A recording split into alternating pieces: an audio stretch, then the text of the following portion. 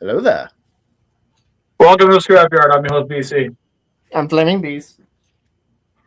I'm Christmas TFA 1024, the TF addict. I'm also dying, but I'm back. No dying. He's coming down with the sickness. Wow.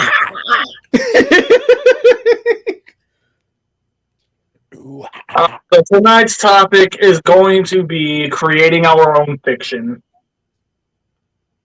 And depending on how quickly we finally get to it and I'm actually up for it, we're finally going to do this. Let's go.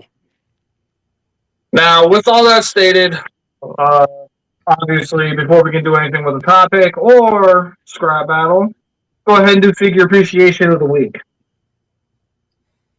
And I don't feel like fighting with it, so TFA, if you please be so kind as to just tell us. I could show because it's not here, hopefully, but my figure appreciation of the week is All of them. oh, careful, Mr. Hentai Prime. I fucking hate you. I Fucking hate you. Jokes aside, Quintus Prime is actually like really, really stellar. Like I really like him. Fun fact: he arrived shortly at the what? I was about to pass it over to Bees. Oh, I was just gonna say, fun fact: mine actually showed up shortly after the Earthspark finale. My figure appreciation. Sorry. I know what you guys are going to say, but Bees, you already did that one. Technically not.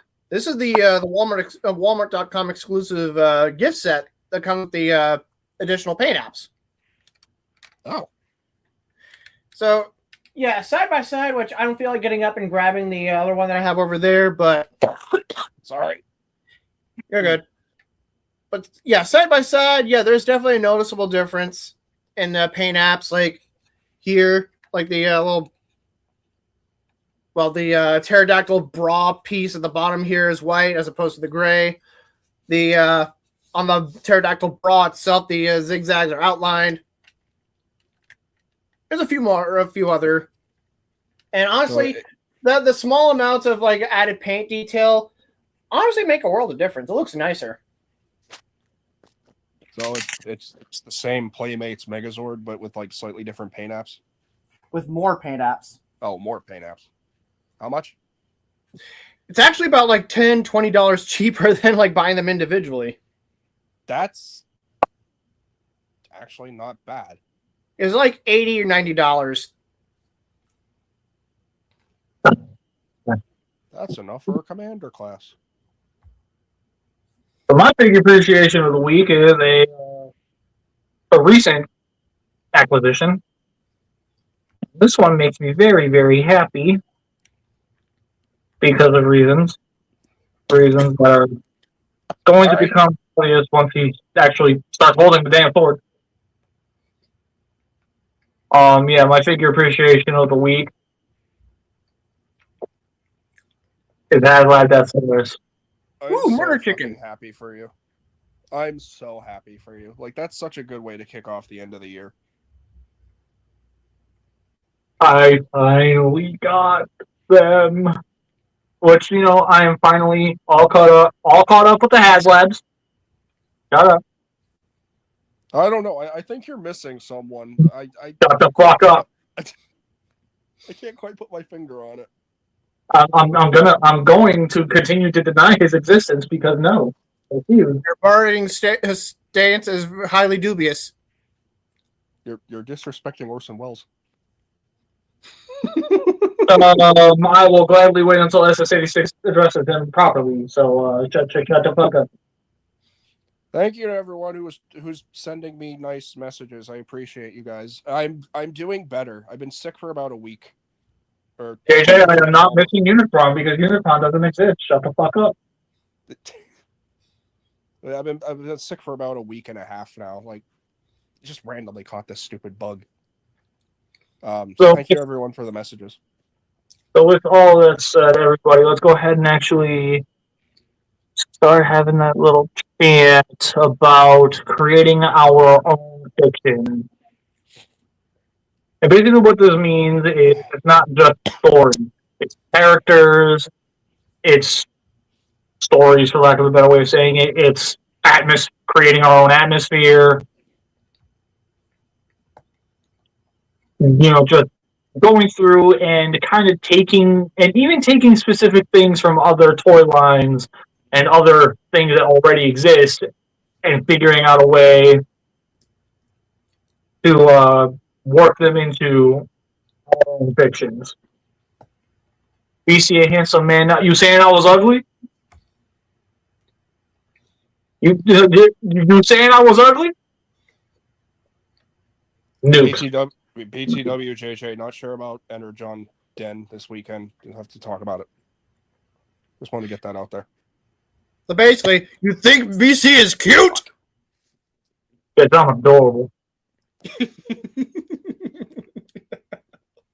Also, at some point, I'm going to be doing some more Rebirth updates. Yay. Basically, like what I'm doing with Rebirth. Oh. I feel like this is an interesting topic to discuss because, like, what does it mean to create your own fiction, right? Like, do you dive into the fictional ethereal universe or the multiverse and like try to make your own story that connects to official media? Do you take a repaint of a figure, whether it be Transformer or Power Ranger or something, and be like, this is this character now, and like kind of make your own fanon? Like, how does one do that? For me specifically, and I'm if I may start first, just because I feel like I'm gonna have a coughing fit in any moment, if that's okay. I had a lot that I was going to say, but oh shit, no, never mind. Go ahead. So, like I'm doing with Rebirth, and he kind of hit the nail on the head. There's going to be specific things where I am definitely going to be drawing inspiration from other forms of the Transformers media. But then there's also going to be points where I'm going to branch off and go into a completely separate direction. Like, for instance, obviously, my son was playing with it, so I don't know where his shield went. This is the main character. Oh, he lost the shield to that. Uh-oh. Yeah, I don't know where it is. It's a small room. I'm pretty sure I'll find it. Just gotta, actually hunker down and look for it. And make sure that I'm not wearing my boots when I'm walking around here, because, one of these days I'll be walking in and all of a sudden...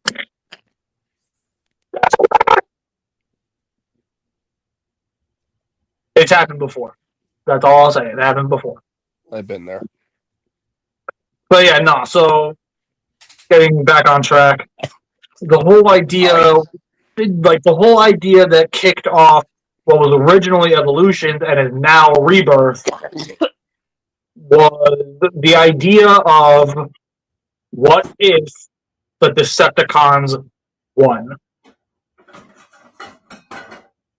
What if the war was won by the Decepticons? How would they save themselves? How would I progress the story?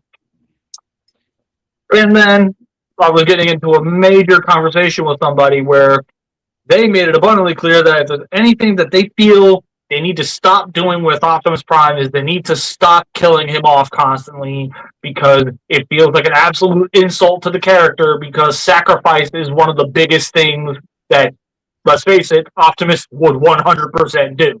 If push came to shove, he would 100% sacrifice himself. So why are we constantly undermining that? And I sat there and I'm like, you got a point. He's died 27 times in this franchise, last I counted. Yep. So as soon as all was said and done, I finally decided, you know what? I'm going to finally start sitting down and writing this out and seeing how I feel about it. What's the first thing I did? Pissed off the G1 fan base by immediately killing Prime off. One thing I want to say real quick is that Optimus Prime dies almost as much as I do on the Scrapyard. No, I think he dies more. Yeah, hiding behind a black screen ain't gonna help you, bitch. Said he's There's a making reason food. why. There's no point in seeing an empty couch if I'm making food. He did say he was making food in private chat. I was. Never mind. No. I know what you were doing. I didn't know if you saw it or not. The audience doesn't know. Well, damn it. Well, now they know. And knowing is half the battle. G.I. Jose. So with that said, yeah, G1 fans straight up hated the fact that just right out the gate I killed Optimus. So I that's straight up killed his ass, and and when I showed that to them, they're like, "Okay, well, how soon are you bringing him back?" I'm like, "That's cute. I'm not." So that's why I hear little Timmy crying in his closet again. Yep. Yeah, that's a grown ass man. Don't worry about it. He's just having to realize the soul crushing reality that his oh so great hero is no longer with us. Robo Jesus will forever live on during Amazon Prime Day. Rebirth would like to have a word with you. Rebirth Prime in the afterlife just being a common delivery bot. Honestly, at that point, just due to the way I'm writing him, he genuinely would not mind that. He'd just be sitting there like, you know what, man, after all the fighting I had to do, this is peaceful as hell. I can rock with this.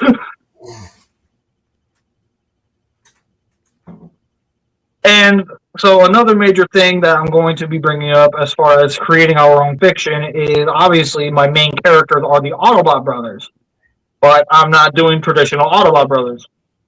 Especially since, well, this is my Prowl. Obviously, it's not going to be this exact one. This is from my personal collection. But when it comes to Prowl in general, yeah, he's gonna be rocking a pistol.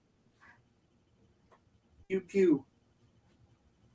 Because I'm going to be leaning a lot heavier into the cop aspect of him, but I'm also going to be leaning a lot more into the cyber ninja aspect of him. If you do not, sorry. Basically taking a bunch of different things from Transformers mythos that creates something new. Something that I have dubbed, hey, this is my look at the characters. This is my fiction. This is my story. Now, what do you want me to do? I was just going to say, if you do not throw in a joke where Prowl has to beat the ever-loving shit out of one of his brothers playfully and have one of them yell out, "Police brutality!" So, I will not be happy. So, a joke like that is going to happen. It's just not going to be the way you said it. Like, there's going to be a moment. It's just, when you either see it or read it, you'll realize it, and you'll be like, because I think that would be hysterical.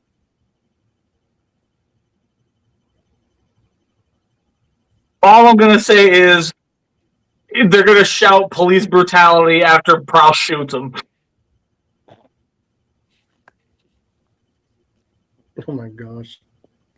Yes. Anyway, so yeah. So with that said, Rebirth Prowl, obviously, like he's going to be colored like Riddle 1 Prowl, but he's not going to be Riddle 1 Prowl. Just like how even though I have Gamer Edition Ironhide over here, yeah, for the sake of Rebirth, he's not going to be WFC Ironhide. This is going to be Rebirth Expron.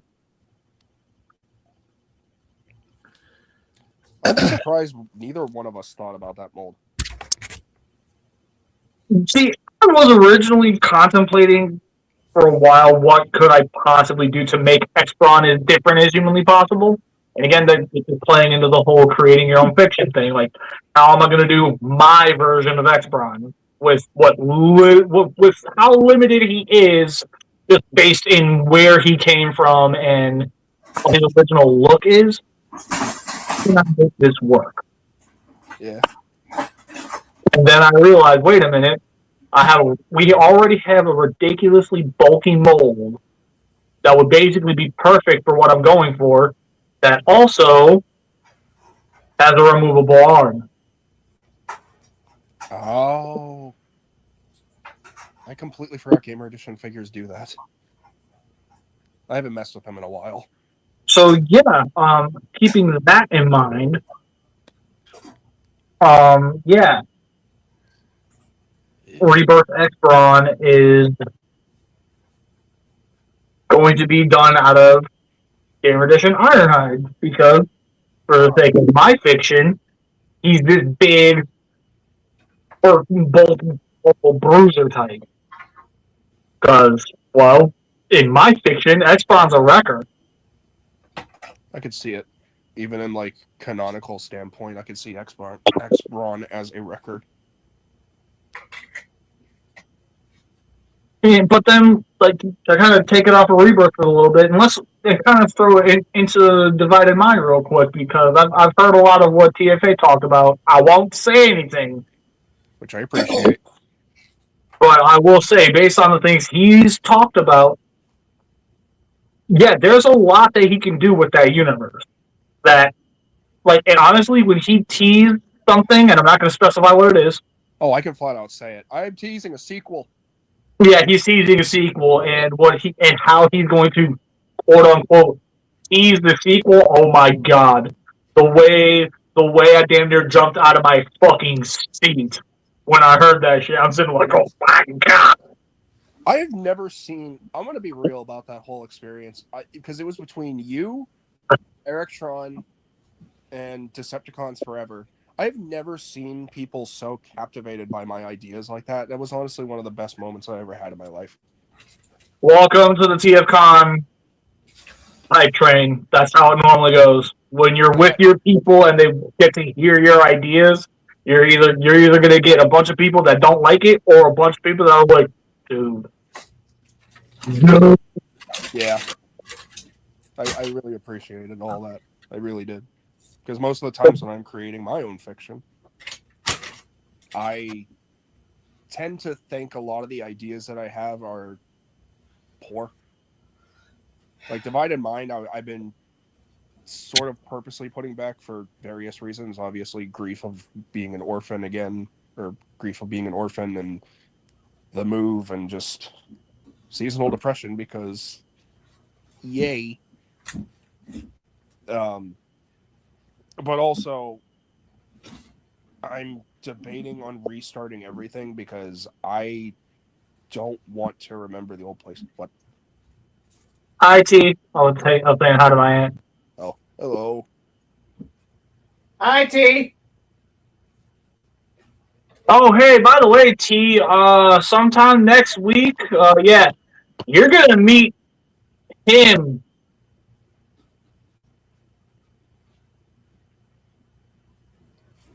And trust me, I'm way better than Aladar. Oh, did I say that out loud?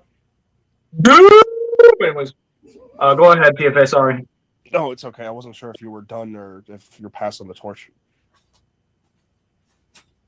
I've been bringing up Divided Mind. That was literally me passing hey, here you go. Here's your chance to talk. Hey, I'm dealing with an infected Windows 95 brain. Okay, give me a break. I have been trying to help with that. I've been putting in protocol after protocol after protocol. It's just one of that thing. When I'm sick, I'm sick. What can I say? Anyway, yeah, no, with Divided Mind, though, I think I'm going to start it from scratch. Because while I do have what I'm now going to refer to as prototype footage, just getting a little real for a second, during that move from last year, which I've now officially been at this house for over a year now, yay, I just don't want to remember the old place. I just don't. Now, granted, this place is a little smaller. I don't have any room to film yet. I feel like I can do even better. Also, all those boxes and everything that I used during those scenes are gone. They're just in the trash. I had to, which I hate, but I have Studio Series boxes, so that's fine. But yeah, I mean, I like to believe I am a creative. Excuse me. I am a creative. Anytime I see a repaint of a figure that already exists, like really good examples, all those Diaclone repaints, I've given them names, I've given them character, I've obviously aligned their faction with whatever they're aligned to, so if they're an Autobot, they're going to be an Autobot. But I found a place for them in the fiction. Like, I've looked at those, like, DK3 Breaker, I think is what his name was, DK2 Guard. I looked at them and I'm like, you know, Ironhide and Trailbreaker and those characters, we didn't see them after season 2, so it's like, why can't they just be season 3 bots? Same with like Tiger Track and like, you know, some of the Motherfucker. what? What? You just somehow made me regret getting rid of those. Oh, you're gonna hate me even more in a minute. Oh no. Cordon and Spin Out, I could easily see be in season 3. The Reflector exclusive reconnaissance set, I could see them be in season 2. Why? Because we didn't really see Reflector a lot during season 1 and 2. So it's like, throw them in season 2. Why not? Please stop talking. Well, I'm just saying, right? Like, I've given names to those characters. Like, even the really obscure repaints, like Combat Hero Siege Megatron or Red Swoop, I've given names. But also, like, I like creating in the traditional sense of, like, I want to see these characters be more dived into as opposed to, like, oh, here they are as, like, a side character in a traditional Transformers show. Like, the reason why I like the Unicron trilogy, yes, I'm talking about it again, is because in some regard, each character got to be exactly that. They got to be a character. We got to see the growth and evolution of Optimus and Hotshot, Red Alert, and Megatron, and Starscream specifically. And, you know, some of them were still kind of casted to the side, but, like, every now and then you dive into their character. Cyclonus and Demolisher basically being 2 of the 3 Stooges. You know, my boy Tidal Wave just existing naturally, as he should. Yeah, I think he needs to be doing more, so he's kind of a lame character. I mean, what more does he need to be? I mean, what more does he need to be other than a force to be reckoned with? An extremely fast speedboat. Sideway. A fast speedboat that has a hard on for his leader. You guys are mean. I'm sick. Hey, I stopped, okay? I stopped. He's the one that kept going. Get back at him. I'm sorry. I've been rewatching Vintage Scrapyard, and that's been brought up at least once in the episodes that I've watched recently. So the moment you said that, BC, I had to say it. I had to bring it up. Ooh, what kind of sword is that? That's a sword from Snarl. It's the G2 Snarl sword. Oh, right. You did get that. Yeah. I got the G2 Snarl and the other guy. By the way, fuck you, BC. I'm still not buying them. I will accept them as gifts as soon as I get a P.O. box. Anyway. Oh, you poor sap. What you're setting up for me is just... Oh, boy. But yeah, Divided Mind wasn't like the only project I had. I had Infinite Chaos, where it's like I wanted to bridge the gaps between the movies because at the time, what? I miss Infinite Chaos. Do you really? I've been missing Infinite Chaos. I was excited about that project. I mean, it could still happen. We got Studio Series figures. It's fucking better. I can't promise anything. I'm still working on a comeback again. I will fucking be a writer for it if I absolutely have to, motherfucker. We can talk about it. We can talk about it. Okay. Later. So when you guys are done talking, I would like to bring up something as well, but it's going to be I'm going to be switching to a completely different franchise purely because I have a lot more of a history with it. Surprisingly enough, I was actually going to go into something else other than Transformers. Briefly, at least. But here's my main thing when it comes to creating our own fiction, right? Sometimes people just come up with these really unique, original ideas that big corporations or people who don't get to see the light of day really get to explore those ideas. But then we get into something I like to refer to as fanon, or which is traditionally referred to as headcanons.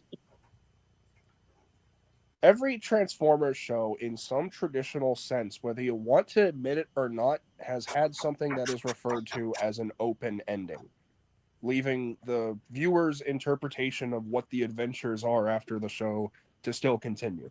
It travels all the way from G1, because the Rebirth finale was, I mean, let's face it, that finale was stupid. It did technically lead into Headmasters in Japan, but for the US audience, that was it. Beast Machines ended with a happy ending, but also left into interpretation of, well, now what is life going to be like on Cybertron now? Who else could rise up to try to fight the Maximals in their Second. Japanese sense, yes. Still need to finish it. Still need to finish it. So for Western audiences, that was it. Yeah, for Western audiences, that was it. But if you're like me, oh, Beast for a second, there's the answer to that one. Robots in Disguise 2001 ended with Predacons basically getting treated like Superman villains.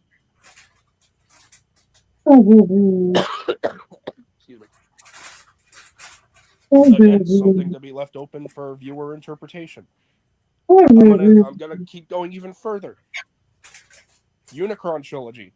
Up until Energon, people can make all kinds of connections or continuities or like subplots or a whole other story on like what could happen after Galvatron sacrificed himself, and Starscream, and I guess technically Mirage. Like what could they do after that? Now, obviously, the traditional sense is Transformers Cybertron happened, which technically wasn't really supposed to connect at all, but then they found a way to sort of do so because basically Galvatron started the Big Bang and made a new universe. Not kidding, by the way. That's actually the Japanese explanation. But even then, Cybertron, they teased an open. Every Transformers show has had an open ending, so it's like fans are open to doing whatever they want at that point. Like, personally, if Cybertron wasn't connected to Energon, I would have liked to see Energon continue and improve. But like, I want to see characters from Armada come back as like Energon stylized designs. Like, I would love to see what an Energon stylized looking Red Alert would look like. I would love to see what Scavenger would look like. Sorry. No dying. The live action movie universe. TOK left with an open ending. Like, oh, Unicron's still the big bad, and Quintessa wants to bring him back to life. There's still ways fans can find a way to make that happen. We got the Rise of Unicron fan film that's kind of already doing that. We have wonderful fan films with live puppeteering by TFI Creations that kind of help bridge those gaps. And I'm not going to really necessarily count this as a spoiler, at least when I bring it up, so keep that in mind for right now. But even shows like Transformers Prime or animated, those were left with open endings. They were made to continue, but again, fans could go in there and start creating concepts and ideas and like, who would be the next villain? Who could be the next villain? Like, Megatron's no longer a Decepticon leader, so it's like, can we see Starscream try to take the reins? Can we get someone brand new? Like, maybe, I don't know, throwing it out there, let's say Six Shot tries to take charge. Rid 2015 ended with an open ending with the Autobots going to pursue Steeljaw on Earth again, and it was just like another everyday Saturday morning cartoon. I forget how Cyberverse ends, and I kind of don't really care. Yeah, it started with the Dookie. Oh, there it is. No, I mean, I do like. Oh, did you find the part? Yep, found it. Yay. But for this next one, this is where the spoiler warnings are to come into play. Well, not really spoiler, but like, if you count it as a spoiler, feel free to get mad at me. If you don't, then, just calm down, or stay calm, I guess. Sorry. Earthspark. What? I'm letting that simmer for a little while before we start talking about it on here. Yeah, because I do have Paramount Plus, but I've not had a chance to sit down and watch it yet. If it helps, I wasn't going to go into detail. We still would much rather you just leave that one alone. Fair enough. For now. For now. But anyway, that's what I think a lot of creativity comes into, is like people trying to continue from those ambiguous endings of shows or continuations of what. Let's let Bees talk for a little bit before we move on. I was wrapping up.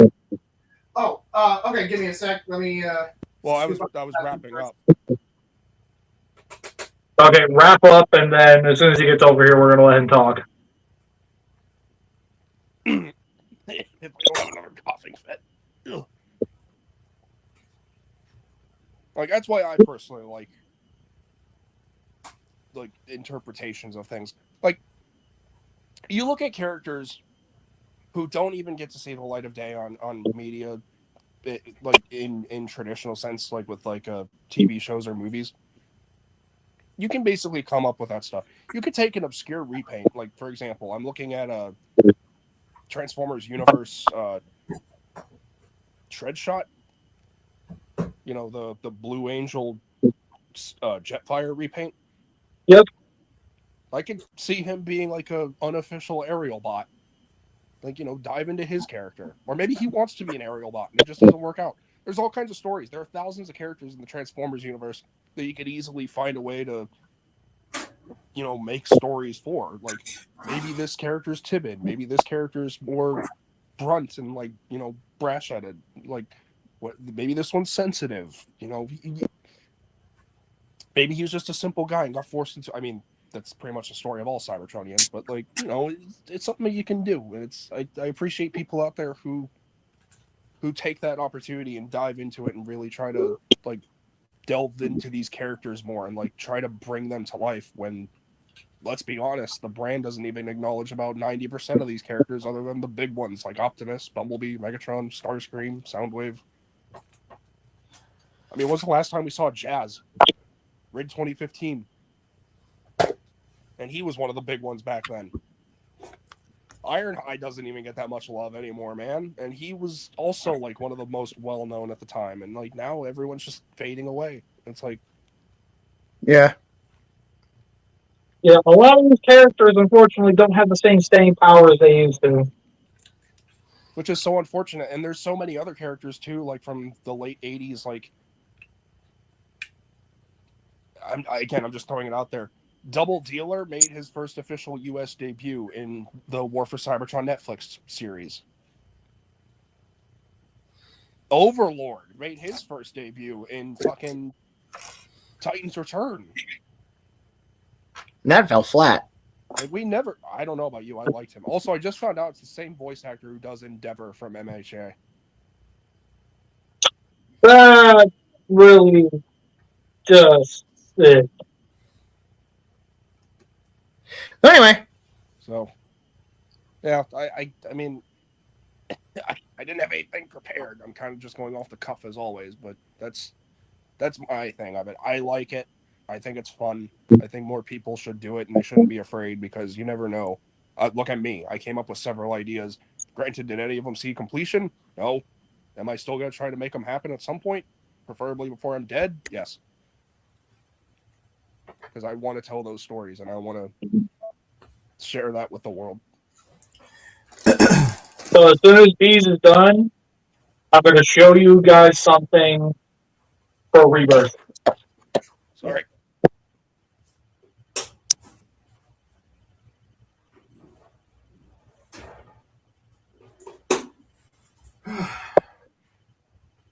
I'll leave that in there for a little bit.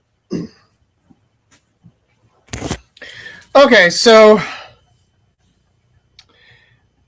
I have a lot more of like original fiction ideas for a completely different franchise, Lego Bionicle. I know exactly what you're about to bring up. Yeah, so when my younger brother on his 14th birthday had gotten, he was given a camcorder that used VHSs, and because we grew up, grown up, we'd be POW. We didn't exactly have access to basically upgrading to another or different type of camera or have means of editing the videos. So we just did what we could with like crude practical effects, doing voiceovers right there on the spot and doing like very rudimentary stop motion. But in the end, the final product was still fun. And a lot of the stuff we did was purely comedic.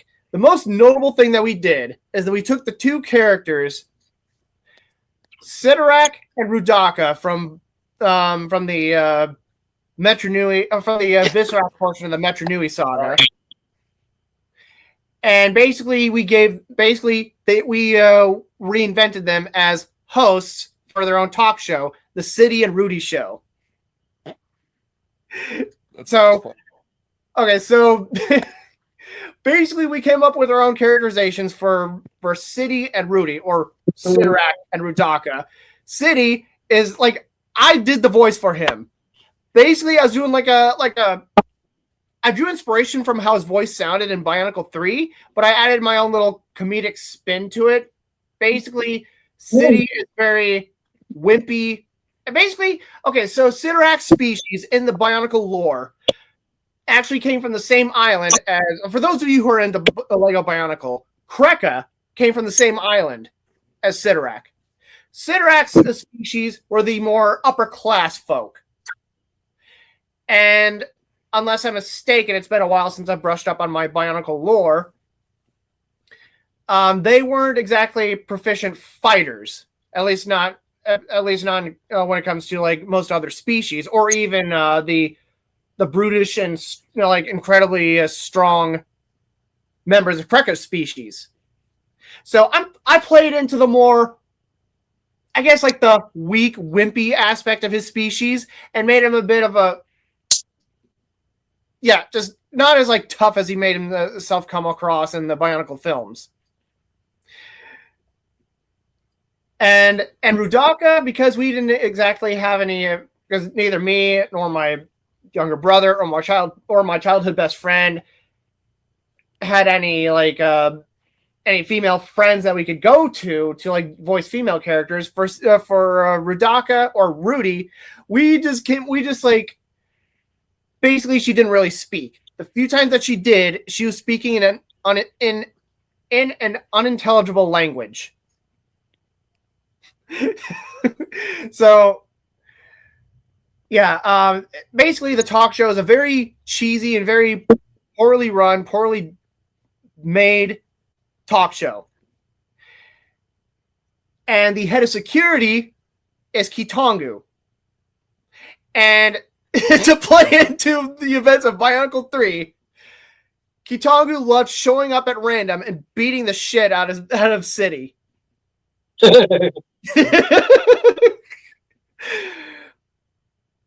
And so there are a few episodes of the City and Rudy show that there's one that we never really got to complete. And then there's some that me and my younger brother had made on our own. Like there's like a couple of episodes that played into how bad the show was.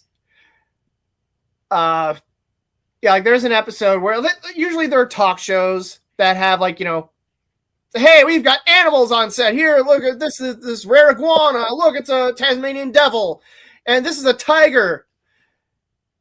So like, as you can imagine, things went south pretty damn quick. Like there was like a bow rock that was on set, and the handler is getting dragged around by the bow rock, and they made the mistake of getting a Toa Hordika on the set. And there's like, what am I doing here? I'm not even a Rahi. And then due to some freakish sequence of events, the Bohrok ended up becoming a Bohrok Cal, defeating just making short work of the handler, and then just wreaking havoc on the show. And then that just ends the show right there. And then there's another character that Toa Toa Enaika Nuparu. We made him be a clown, a very talentless clown. So yeah, after a failed stunt, basically a failed stunt where he was going to. His plan was to zap his assistant, which was Toa Mata Tahu with a crude clown wig. He zaps him with his laser and completely disintegrates him, with the intention of I don't know. There's no telling what the hell he intended to do. So Tahu opposed it because he knew what the fuck was going to happen, because he didn't trust Nuparu at all. And then he went poof. Oh, and then there's one episode of the City and Rudy show that we managed to complete. Is the City and Rudy Christmas special. And let me tell you, because my childhood best friend wasn't able to come over as often as we would have liked, and usually we didn't have a whole lot of time to just get on through it and finish filming everything all at once. It took us over a year to get it done. In fact, yeah, my younger brother managed to find the means of getting it onto a DVD. So whenever I visit BC next week, I'm bringing that with me so BC can see basically what's literally considered my earliest voiceover work. I'm scared.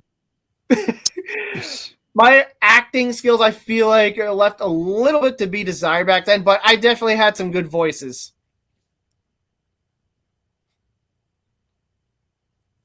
And yeah, just about every character that appeared on the City and Rudy show, we added they're either exaggerations of how they were in fiction, or we completely improvised a whole new shtick for them. A whole new character. Pretty much, yeah. Oh, and then we also did a parody of He-Man. Oh no. So Toa Enaika Matoro was He-Man, basically. My best friend also had the Matoran version of Matau, basically as Prince Adam Matoro. And yeah, he pulls out the bionicle equivalent of the sword that turns him into Hematoro, and he becomes Hematoro with that. Then Skeletor was Thok, one of the Paraka, Thok with his face removed, and because the only thing we had in hand to just make him look a bit more like a villain, basically we let's give him a cape or something, some paper towel. So it's literally a Paraka with his face removed and wearing a paper towel cape. And that was the punchline. That was the most common punchline that people are always talking shit about him. The fact that he's wearing a piece of paper towel around his neck, and he's so defensive about it, and in such denial about the fact that it's not paper towel when it clearly is. So yeah, his name is Skeletor. We combine Thok and Skeletor together, and that's also another punchline. People assume that his name is actually Skeletor. He's just speaking with a lisp. And then, because I knew so little about He-Man at the time, I knew that he needed to have a henchman of some kind. So one of the other Paraka, Avac, I looked at him and thought, why does this guy look like a giant chipmunk? Like it looks like he had like fat cheeks. It made me think of like, a chipmunk like storing like nuts or whatever in his cheeks. So he was dubbed Mutant Chipmunk Man, which I guess is like loosely based on Beast Man.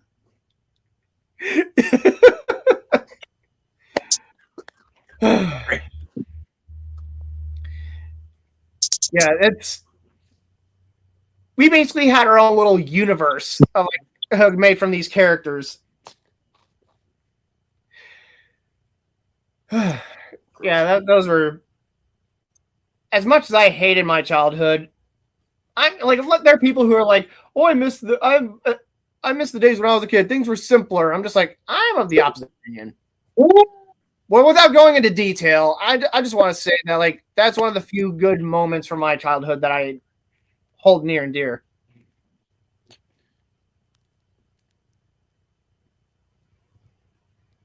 I like that. I like all of that. It's very similar to like what I would used to do as a kid, aside from like, having a talk show type thing, but like just going into the realm of creativity. I would come up with some pretty wild like battles and like scenes with like my Transformers figures, especially when I had my Armada stuff, like trying to figure out like what mini con of the week are they going to try to fight over this time, and like what would the area be like. It would just be around my couch and I'd be like, oh, because it's beige or tan, it could be like a mountain or maybe like some sort of giant sand dune or something, and they're fighting in a desert.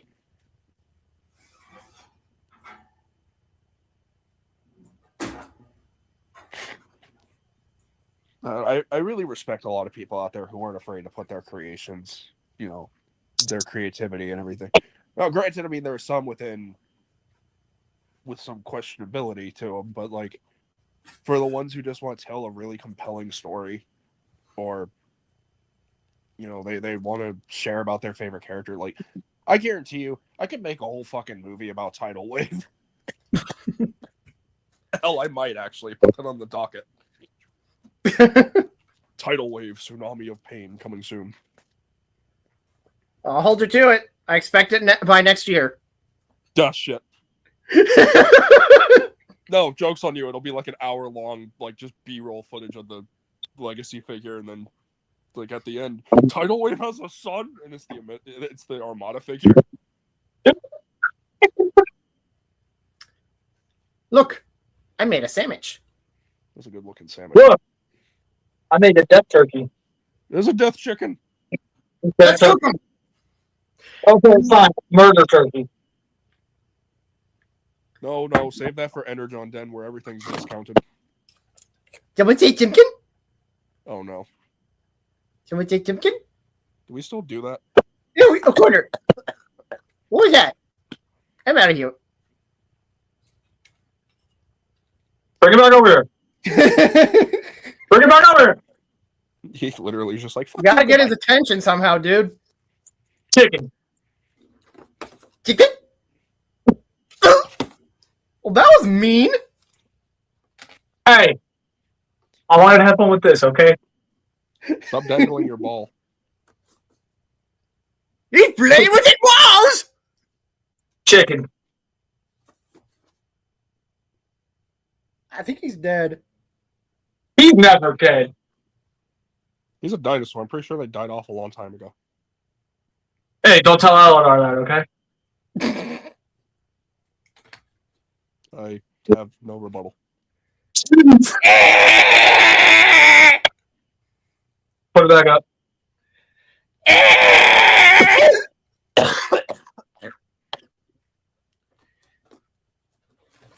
Sorry. Hey, check it out. I got these the other day. I still love Steel Smash. I do have Steel Smash. It's over there, desecrating my my Green Bay Packers shrine from my dad over there. But I just have him and my copy of Steelers whoop their. I have my Tundra Prime up there as well, because like I'm still trying to find a place to put these. It's desecrating. Steelers whooped the Packers' asses more times than I remember. Well, I don't care because I'm not a football person. Oh, God, The nice only guy. reason why I got these is because I thought they looked neat. And like, now if they didn't, excuse me, if they didn't make Tundra Prime, I wouldn't even bother with these. But for the simple fact that they did, and because I'm a completionist, I was like, you know what? Let's complete the whole set.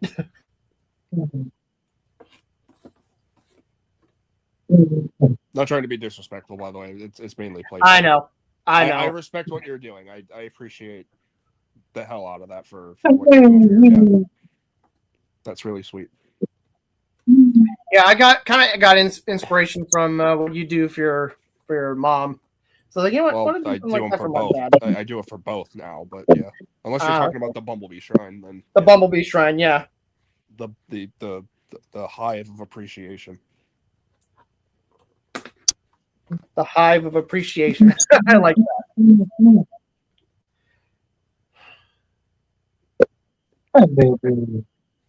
I'm the only one of my family that doesn't give a frog's left butt cheek about football. I think I'm a stereotypical white guy if I'm just like that. Like, yeah, football! Yeah, football! Shit, I can't do voices. No dying. I was waiting for the logo to change. I don't have it. Oh, wait, there we go. I was literally about to private message you and say, change your icon to deadass DFA. Wait, say it again. No dying.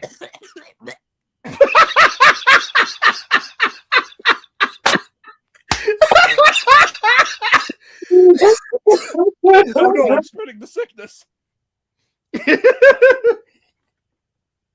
Oh my god, that's God. You know, you're down with the sickness. My lung capacity has always been shit. Sorry. I'm not doing this on purpose, I swear. Ugh.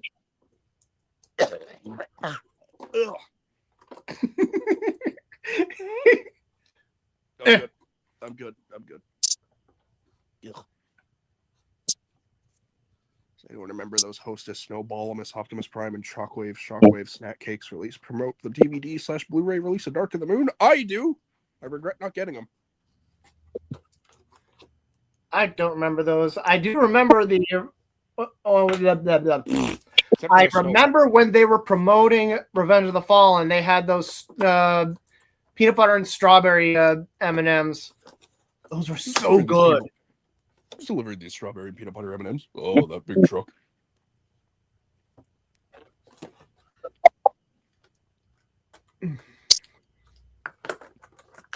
That was a good commercial. Why can't we get stuff like that again? Yeah. Because budget. Yeah, fair.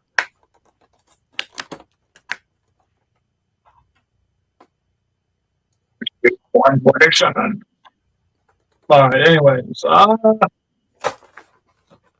know, speaking of creativity, I guarantee you someone out there looked at that commercial and be like, Optimus was probably taking a break during 2007 and before Revenge of the Fallen, and it's like, let's try to help some humans. And then before that, he was at the Burger King drive-thru. Yeah, I want a Whopper. No cheese. No one needs extra pickles. Sir, this is a drive-thru. You need a vehicle? Fine. You need a... Oh, come on. I love that commercial. Now, my question is, what the hell is he going to do with the Whopper that he can't even ingest? He's it's marketing. It's marketing. It's marketing, but in the sake of creativity, he's trying to blend in with his soon-to-be fellow people. I want to know what would happen. AKA, leave it alone. I want to know what would actually happen if a Transformer were to eat human food. I mean, not counting the Maximals and Predacons, because they've been shown to be able to eat Energon or consume Energon and organic-based foods. Yeah, remember that one time Pterosaur ate a whole huck? Yep. Rat Trap ate an apple core. Rhinox, wild bean vines. tarantulas just straight up ate like a gazelle, or at least the insides of Tried it. to. He did eat a rat. Yeah. Let's see. I don't know. I feel like it'd be a blender situation where it's like the food goes in the mouth, gets grinded up, and somehow turns into energon of some kind, and then just powers through. Like I feel like they can get away with eating both energon, consuming energon and organic food, like meat, protein-based foods or vegetation, purely because they transform into animals, and it's like, I guess, like if energon is like scarce, they could consume those as an alternative. Yeah, I could kind of see that. So, like, if an actual transformer, not a beast former, but an actual regular old transformer were to eat human food, how would that affect them? Probably mess up their internals. If that hasn't been explored in a comic before, I want to see that. Because I'm genuinely curious. I'm not saying this because, like just trying to, go down a rabbit hole. This is something I am genuinely curious about. No, I agree. It's a fascinating aspect that has yet to be explored. Although this is the same franchise where it's like, oh, apparently they drink like motor oil and stuff. And it's like, I could kind of see that.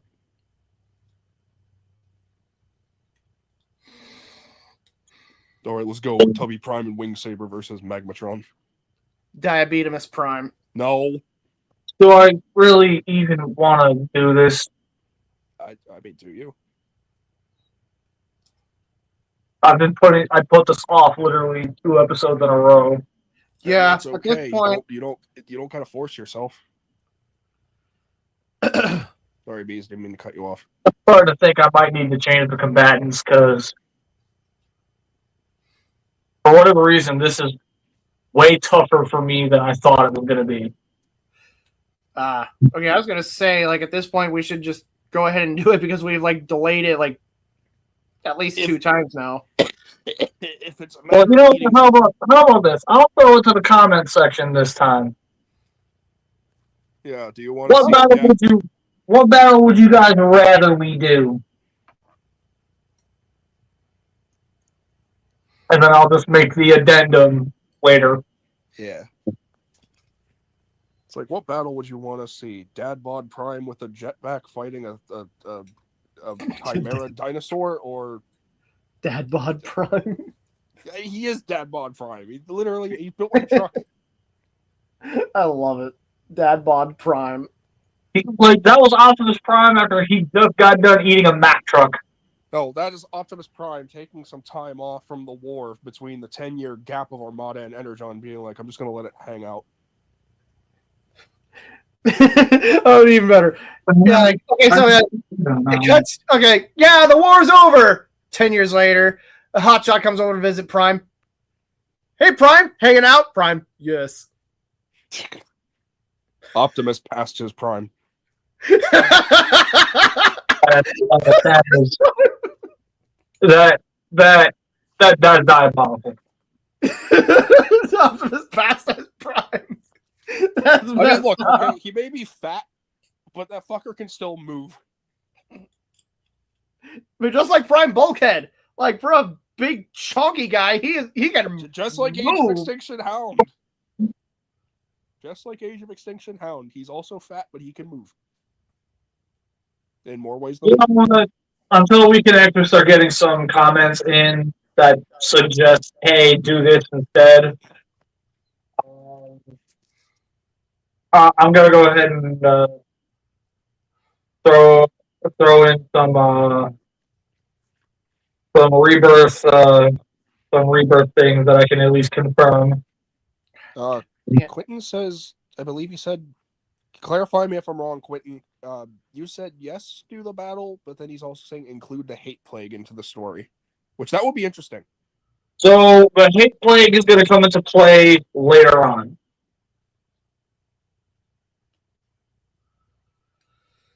Why simple? One of the battles is going to be G1 Ultra Magnus. Hell yeah. It's another character that doesn't get a lot of love lately. Ultra Magnus. Can we bring him back, please? I mean, he's gonna show up in Transformers Rebirth, which, by the way, I'm gonna go ahead and confirm some VAs. There's still some where I'm gonna keep that close to my chest, and I'm not gonna reveal who's voicing the characters. I know things. Yeah, he knows things. He knows things. He know things. I know things. So basically, all I will say is there is a confirmed voice actor for Starscream. But here's my question, JFA. Do you know D-Way? Oh, my brother, you are my way. You're cheating on me, bro? You are also my way. I go 2 ways. That means 2 things. God damn it!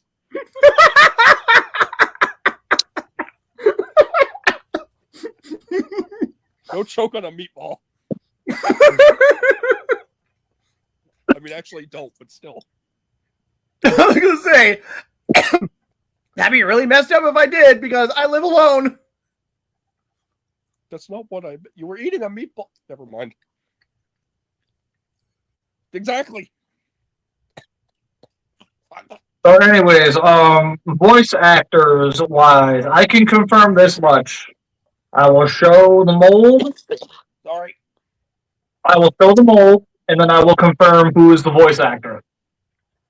So this for Rebirth, Optimus Prime, TFA. Wait, what? I didn't. Oh, there it is, right there on the dock. Well, it looks like I'm signed up. Yeah, I whether don't remember signing up.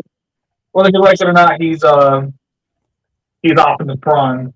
Yeah, my resurgence, or rather my rebirth, is as Optimus Prime is coming back. So, anyways, mine is the Victory Leo half. Darksaber, Whoop, whoop. the convoy. Ooh, False does do a pretty good voice as Starsaber. Yeah, why do you think when I confirmed Rebirth, I refused to recast him? Because he was the perfect pick. To be fair, I don't remember everyone that you used to have on the old cast aside from like a few people.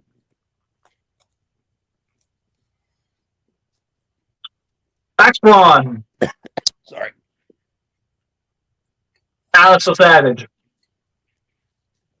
I could see it. I could see that. Now, here's one that I'm just going to go ahead and flat out say it. I'm very, very excited for what he's going to do with it.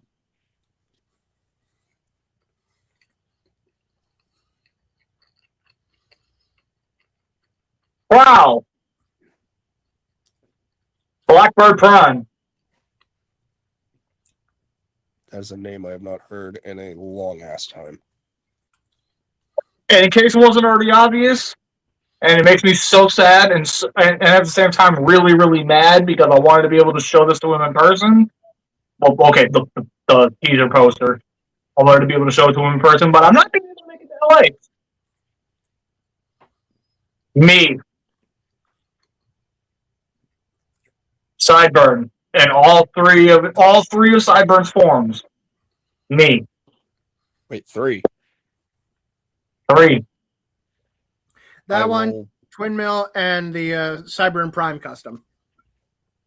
Oh, you are using Twin Mill? Sideburn Minor, Sideburn Prime. Wait, so you are using Twin Mill? I am going to use Twin Mill, yes. Yay, I remember suggesting that to you. Well, you suggested it to me as use this as the Sideburn stand-in, like as the first form, and that's where I was like, yeah, I'm good.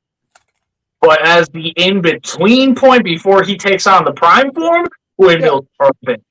Yeah, like he's slightly aged up, like a bit. Yeah, like if you would have pitched it like that, I definitely would have agreed with you a lot harder. But you told me you use that as Sideburn throughout most of the series before he gets his Prime form, and I'm like, no. That's not what I'm doing. Well, see, I wasn't so. Full disclosure, I wasn't sure which way you were gonna go with it because it's like most of the time when Transformers just get new forms, they don't go from like full, from like pre to this form and then like aged up slightly, and then they immediately make that jump. So I wasn't sure you were doing that, but I'm just happy that my suggestion in some capacity became a reality. Like I'm happy that you listened. So thank you. So yeah, in this regard, yes, I did eventually see the vision, and yes, absolutely. These 3 different forms of Cyburn is going to be the Legacy United is going to be the base form. The Hot Wheels Twin Mill will be Cyburn Minor, and the Custom is going to be Cyburn Prime. So yeah, and all 3 of those on the voice. Oh, and fun fact: What the fuck? Twin Mill is a hair taller than the Legacy. Legacy United. The Sideburn. So it works very well. If the Protectobots were remade to be Jewish, would that also make the Technobots all circumcised? I'm so confused. Wait, what the hell are you on right now? So confused. It implies that Transformers have dicks. Well, I mean, I guess Dickbot the Blender guy does. Let's get out of this rabbit hole before we go too deep in. So, anyways, this is going to make some people very, very happy with what I'm about to reveal. I don't have a mold chosen for him yet, although there's a very heavy consideration, and me and J Tank are still kind of sitting and talking about it. I have not confirmed this is going to be it yet. However, I'm confident enough in my voice actor choice to say that Rebirth Ultra Magnus is going to be voiced by Acer. You know what? I can hear it. 100% Acer is going to be the voice of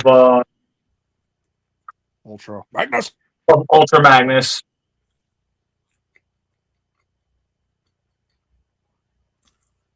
So with that said,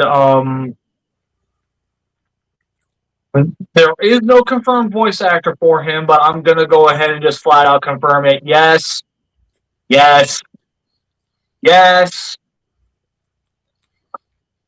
Red Wing will be in the series. Okay.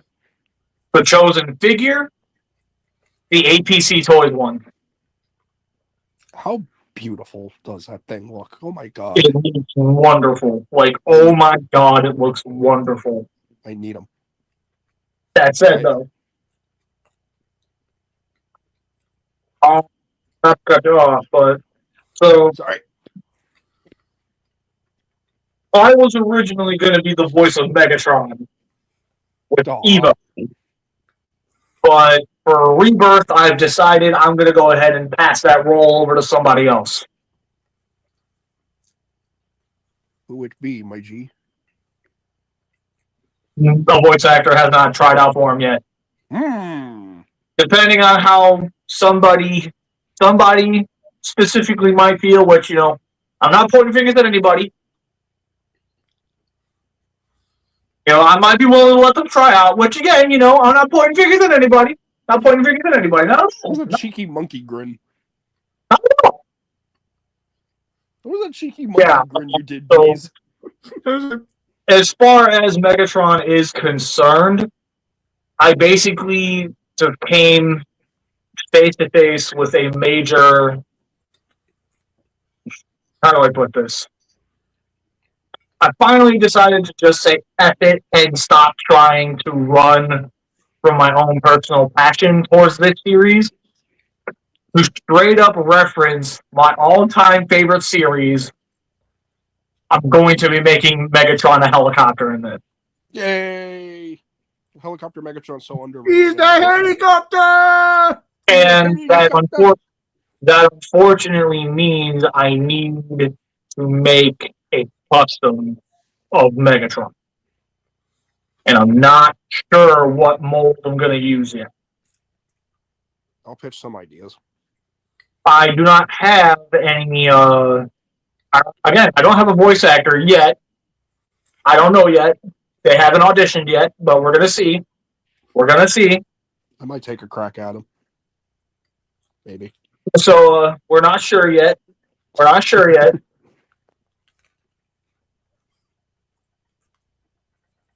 Yeah, I like to be able to get a role or two, since the one or two that I did have are no longer in the show.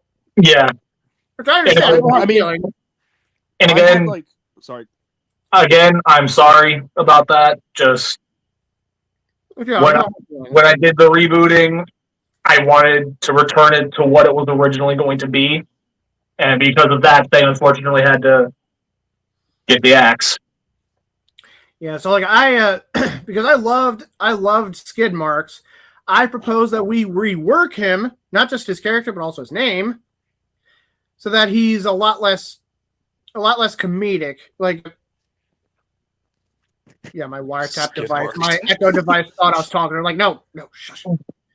So we'll talk about that more later. For right now, fuck it. I'm just gonna say it. Yes, there's gonna be a live audition here tonight. Oh wait, what?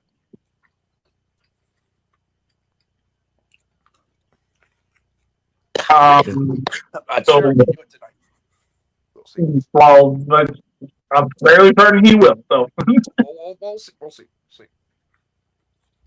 So with that said, I basically confirmed a good portion of the Autobots. Well, actually, no, incorrect. There is going to be at least one more Autobot that I will be voicing, and that's Leo Prime.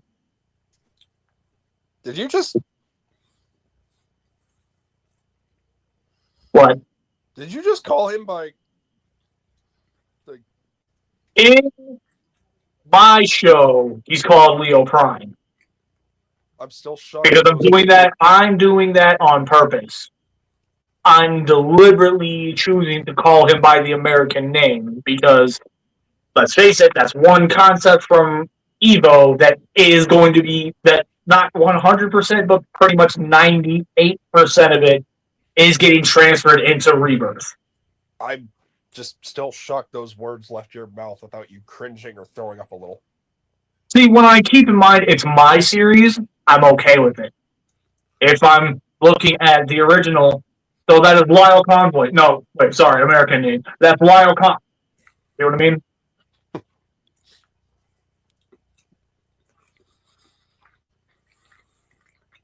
And even if I were to look at the legacy figure, wherever the hell I put it, yeah, that's Lyle Con. You know what I mean? I'm just poking a little fun. But yeah, so Leo Prime is for sure back, and a lot of what made him awesome in Evo is very much so still there. I will just be slightly tweaking some things. So yeah, so far that is the bulk of the Autobots, other than Starscream, which again, his voice actor, I'm keeping that one under wraps. I'm not letting anything slip until I at least have a trailer. I'm going to let the trailer reveal who it is. I know who it is, but I'm not blabbing. I also know, and I will stay silent. They both know, and they will stay silent if they wish to keep their fucking souls. Joke's on you, I'm dead inside. Well, that explains why it's such a tiny little marble. Yeah, I know. It's not very impressive. That means two things. I have my own goddamn joke. I'm a dying man.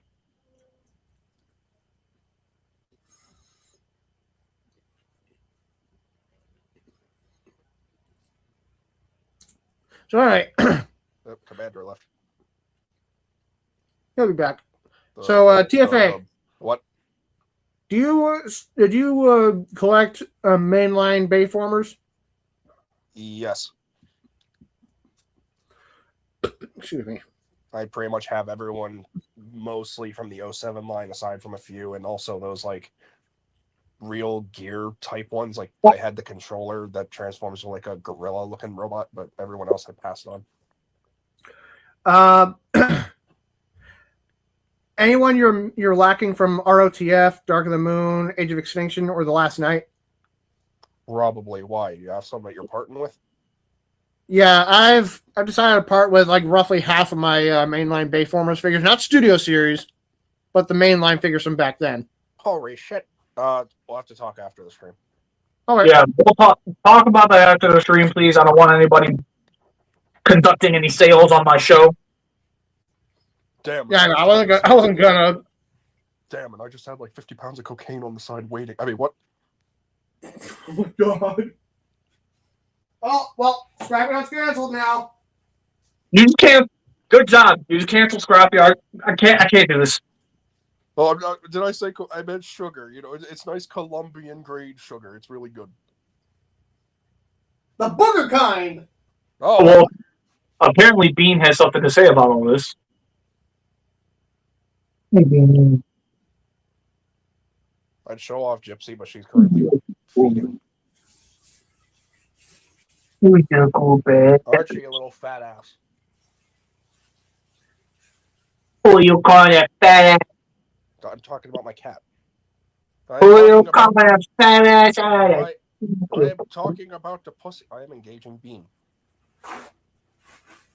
Yeah, I'm sorry.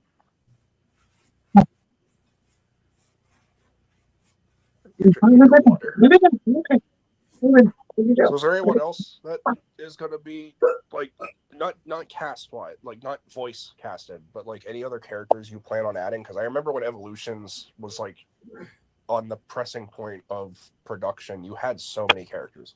Yeah, and I'm going to confirm this right now. The bulk of the Autobots you guys heard. Well, okay, I don't have the molds for it yet, but Swerve. It's going to be the Arms Micron Swerve. Oh, he's going to be the big boy, the breakdown. And he's going to be voiced by J-Tank. I have a really funny suggestion if you haven't already thought of it. Well, that depends. Do you know how he's going to be portrayed? I have no idea. I just thought of a really funny thing that you could do with Swerve. Okay, what? Big guy, right? Big arms, Micron, breakdown, repaint guy, right? His weapon, the My First Blaster. So it's funny you mention that because in Rain, please work. In Rebirth, yeah, he's gonna be a chicken shit. Give him the My First Blaster. It'd be like a preschooler trying to shoot a gun. Dude, no.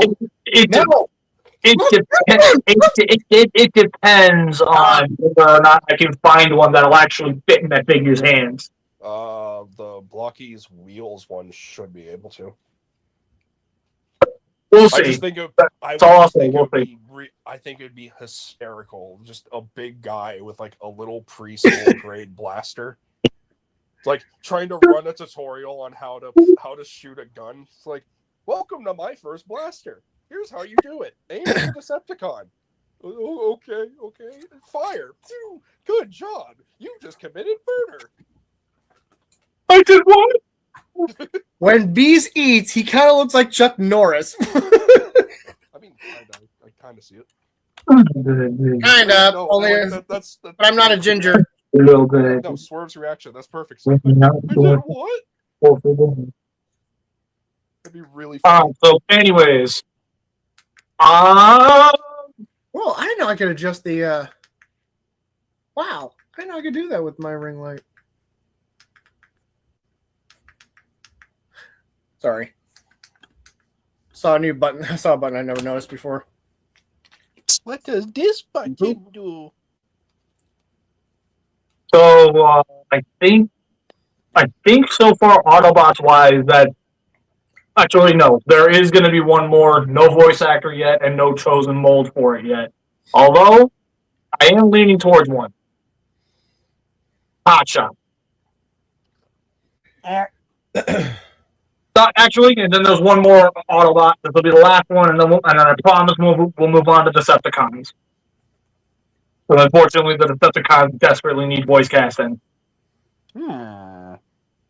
So, the last Autobot that is confirmed and has a mold choice is going to be Bumblebee. Oh. It's going to be the Earth Spark Deluxe. Shush. For those who are haters, shush. The mold is fantastic. I'm going to shit on it. And the voice actor is going to be my boy Battle Hornet. You know what? Yeah. He does have a good Bumblebee voice. He has a fantastic Bumblebee voice. He has a fantastic Bumblebee voice. Now, will Bumblebee be getting just one base form, or are we going to see an aged up one too?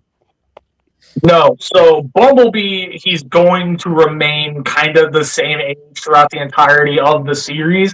I might age him up, depending on how well people take to how Rebirth ends. The reason why I was asking is because it'd be a good opportunity if you have him, at least as far as I'm aware, I think you have him, reactivate Bumblebee. See, I was originally considering that. When I started looking up how tall he's going to be in comparison to all the other figures I'm going to be using with him, unfortunately, Reactivate B is too big. For what I want, he's too big. Mm-hmm. So is that all the Autobots? So yeah, so far that is all of the Autobots. And I know for a fact at least one of you asked, are the Combiners coming back? If you did not already watch the Rebirth questionnaire video or live stream that we did, I'm going to take this as an opportunity to tell you guys that are a part of Scrapyard, no, the Combiners will not be a part of Rebirth. I have effectively made that decision. No Combiners. It's going to be way too tough. There's way too many voice actors to cast. It's way too much work to put in. So, unfortunately, no. There will be no Combiners. I just can't do it. There will be combined-like forms. There will not be Combiners. I have an idea that I'll share after the show. If you're going to attempt to talk me into putting a Combiner in, I'm telling you right now, drop it. No. Well, you'll hear after the show. Okay. So with that said, who's ready to finally hear what Decepticons are coming? So I'm going to go ahead and get this one out of the way right away, and I'm pretty sure as soon as I mention who it is, Bees is going to be very, very happy with me. Oh? I have effectively decided that for the Decepticon cast, I'm going to be adding Wasp. Nice. And, by the way, spoiler alert, Bees is the voice actor. Woohoo! Why? Simple. Wasp did the voice. What?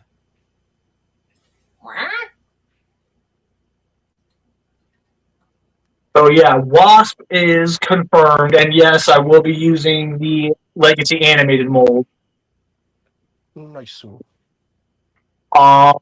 As far as others, I have not decided on a mold yet, but the voice actor has already been confirmed for Soundwave. Somehow I knew he was coming up next. It's going to be Savage. I don't think I've ever heard him do a Soundwave. He put his own voice through a vocoder, and I'm like, yeah, you're Soundwave.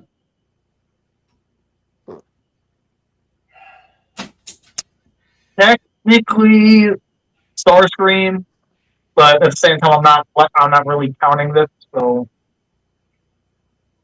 he's a surprise. You can just say that. Oh, I already flat out confirmed in the last big update video that Starscream was going to be an Autobot this time. So I'm only putting it in like hyper quotation. Yeah.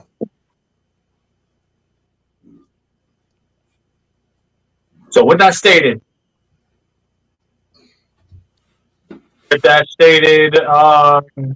Thundercracker and Skywarp, I think of those two, the only one that still has a confirmed VA is Skywarp, and that also is going to be Savage. So again, if somebody wants to take a crack at Thundercracker, by all means. I see what you did there. He said crack. Get the fuck out my show. Like the 50 kilos. Like the 50 kilos I still have on the side to sell. I mean, what?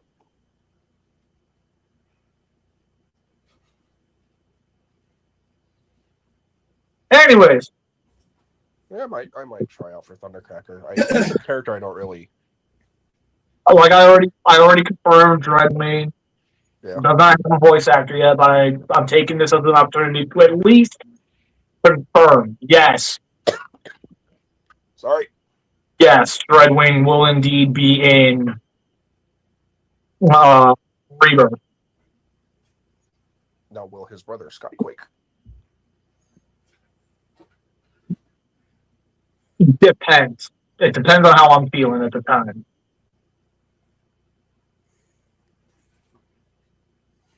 Just don't start it off like Transformers Prime if you do bring him in. Like if you even establish in the universe that Skyquake exists, or like if he's alive, great. If he's dead, just he's dead.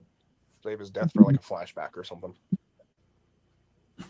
We'll figure it out because I'm still not 100% sure if I'm willing to go back and redo and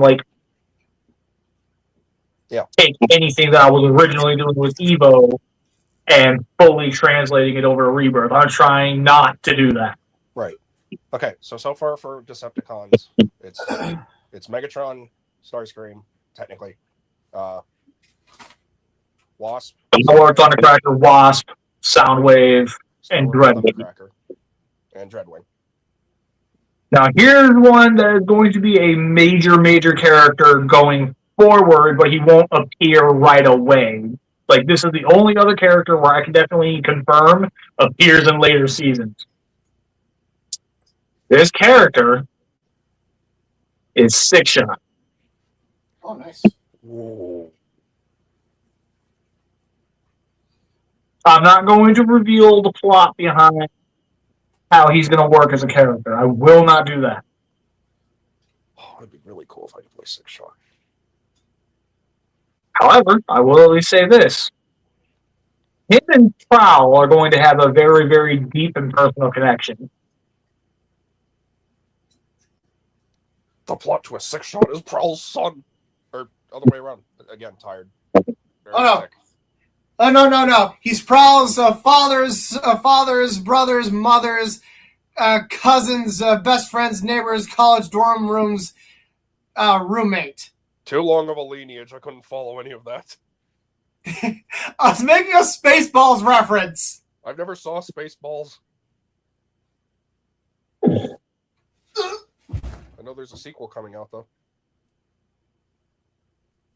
So none of the abuse has been dealt with.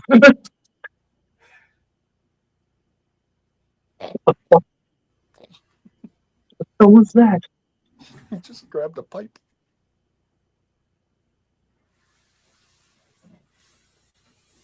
I was about to say, is he making a surrender sign?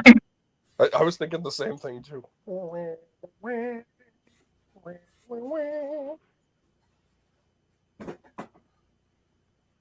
So is that everyone for the Decepticons, or is there still more? That meets the eye.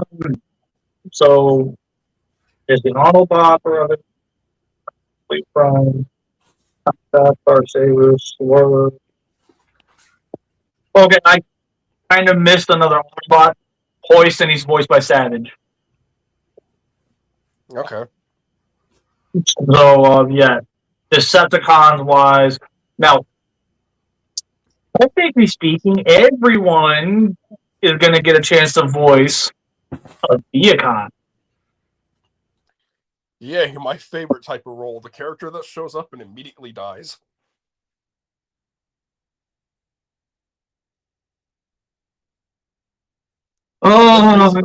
That's basically been my casting for a lot of projects.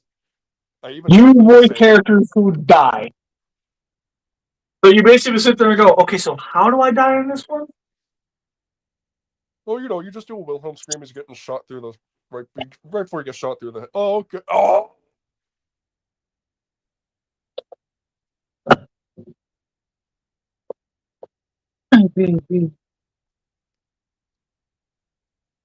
So yeah, there's really not very many Decepticons this time around. Not yet. Not yet. Because I Not could throw some quite yet. I could throw some ideas at you. Well, that's also bearing in mind, I have yet to reveal that there is going to be a technical third faction.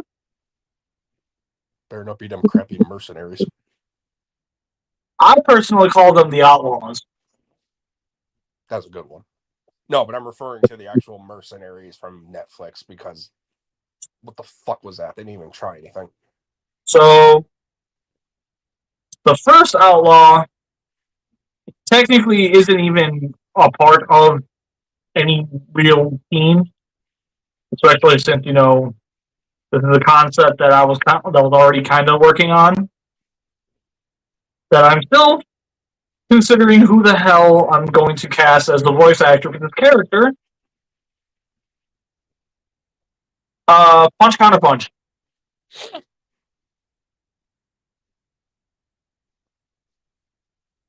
You. What? Oh. What? Oh. What? That's my boy. Who isn't your boy? That's a good question. Okay, it's my G1 Season 4 boy. Then again, same question. Who isn't your boy? Anyone not in Generation, anyone in G1 Season 4, because I don't care.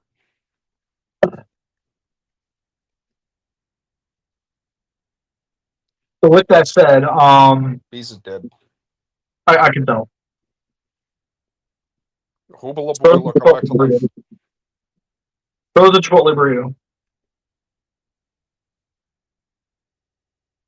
Hoobala Boobala, come back to life. Hoobala Googala, no pain and strife.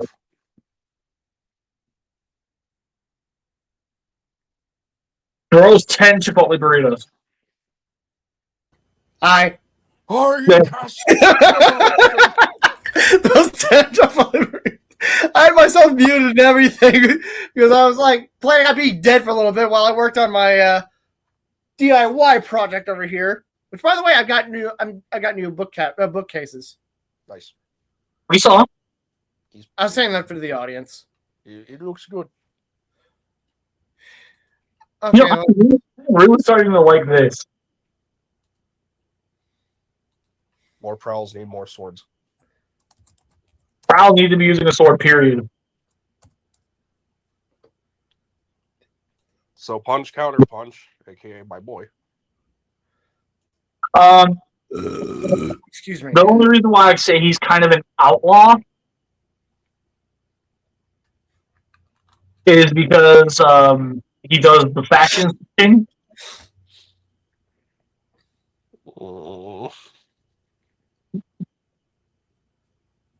I might have to try out for him.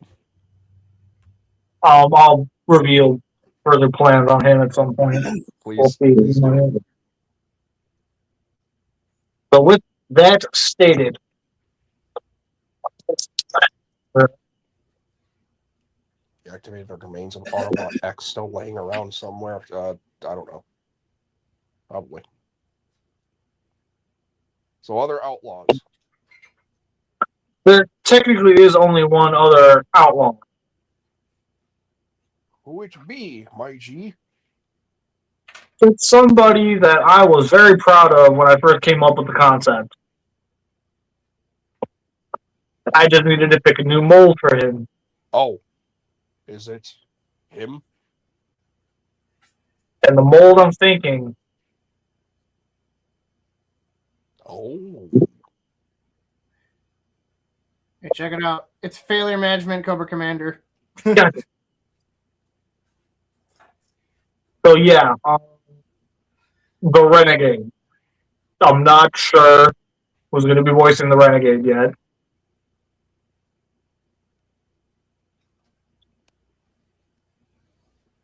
We will see. I don't know yet. All I can say is be prepared for the casting call for a lot of these characters. Because, again, as soon as I have more work done, I've kind of got a few more details ironed out. That's when I'll start sitting down with my writing team and being like, okay, it's now a good time to start casting voice actors. Because right now, I've only really been handing roles over to people I personally know. And of course, you cast me as Optimus because everyone wants the Prime.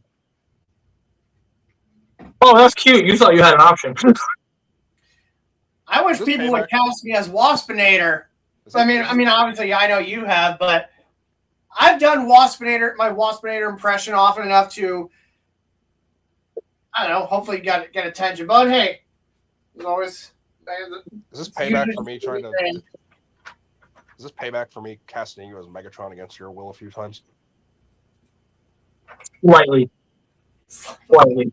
I knew it. I still want you as Old Man Megatron. I just fucking want to.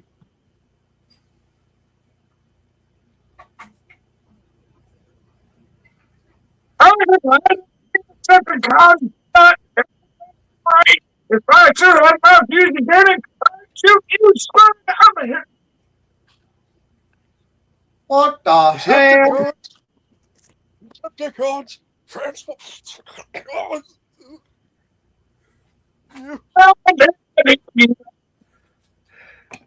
Someone Decepticons, transform and help me rise up! Seriously, I can't get up. Help me up. That's a good one. Decepticons, transform and help me rise up. Is the remains of Autobot X still laying around somewhere? No, Autobot X will not be playing any part in this. I fell down again. I think I broke my hip. Someone call Flatline. Alright, so with all that said, let's go ahead and actually run some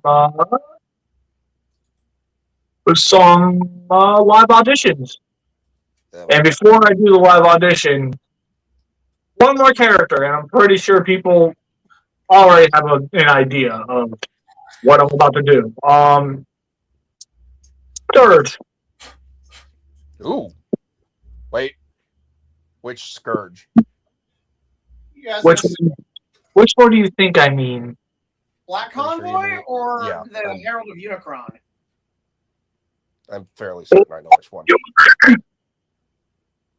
Your sound peak. I didn't hear what you said. Sword of Fury.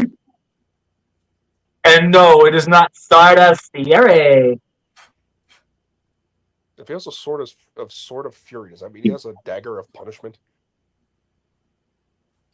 He's about to turn you into the dagger of punishment. What did I do? I'm a sick man. I was just trying to be funny. Anyway, so obviously it's going to be the latest legacy mold, which despite my many disdains for it, yeah, I fixed it. Yeah, you did. I'm still waiting on mine. Yours is almost ready. You're not MGO. Don't do that. Also, did you wash that finger? Yes. Excuse me. Did you wash your ass? I said, excuse me. The timing, absolutely impeccable. Okay, before anyone makes any bees is the new Aladar jokes, just FYI, I didn't say excuse me or I pooed it. I said excuse me. I was being a polite gentleman about it. Something Aladar's not. So no one was thinking you were Aladar 2.0. Just figured I'd let you know that. Yeah, I agree. Although there's one person, I'm not dropping any names, Woody. But anyway, Oh, he needs a good dusting. Yeah, he does. I miss that figure. I need to mess with mine. Right.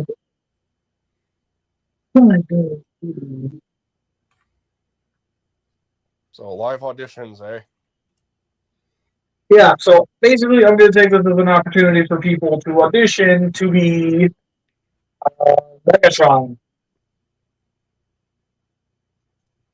Now you listen here, Optimus Prime. Shut the fuck up. Shut the fuck up.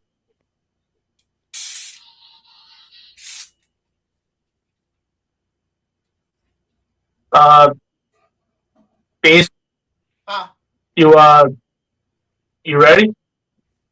I wish we could have done this later. I'm still sick, but I could try to power through, I guess. I was literally about to say, don't you remember with Infinite Chaos, you asked me if I wanted to try out for anybody? I told you, dude, I'm sick. I'm not sure I'm going to be able to do it, but I'll pop in anyways. Yeah, I'll pay it forward. Yeah, I was about to say, I was sick as a dog that day, and I still gave you magic, motherfucker. You better participate. I will try. Also, to be fair, that was like, good God, that was actually like 10 years ago. Holy shit. Hey, baby. I think those old videos of me as the Fallen are still up, too. Oh, they are. I might go back and rewatch them, just because. I'm genuinely really touched you liked Infinite Chaos. I thought people didn't really care for it.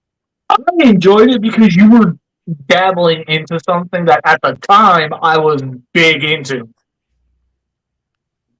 Where I was like, okay, you're actually going through and you're fixing things with the movieverse that I personally didn't agree with. Yeah. And I appreciated that. That's what sucked me in. Like, okay, I want to see what you're going to do to fix things. And I was really liking it. And then it stopped happening, and I got sad because I was the Fallen. You'll always be the Fallen in my heart.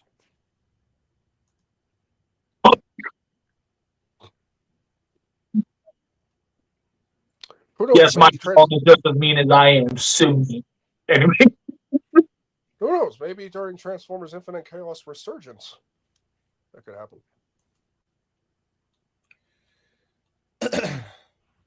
Anyway, so I kid. Maybe. All right. So these, so I can't exactly type, but if somebody can do me a favor and type this into the private chat, here's what the text line for Megatron is going to be. It is going to be a line that goes something like this. Okay. Your father has far better combat prowess than you ever will. What makes you think a child can step up to me? Your father has better combat prowess than you ever will. Oh, I was trying to type too. What makes you... God dang it. You think you... A child. What makes you think a child... can step up to me? Step up to me. Can I tweak that? Depends on how you're going to tweak it. I wouldn't say... I don't know. I feel like Megatron saying step up's kind of weird. What if he said like can hold their own to me? Yeah, much better. I like that better. What makes you think a child can hold their own against me?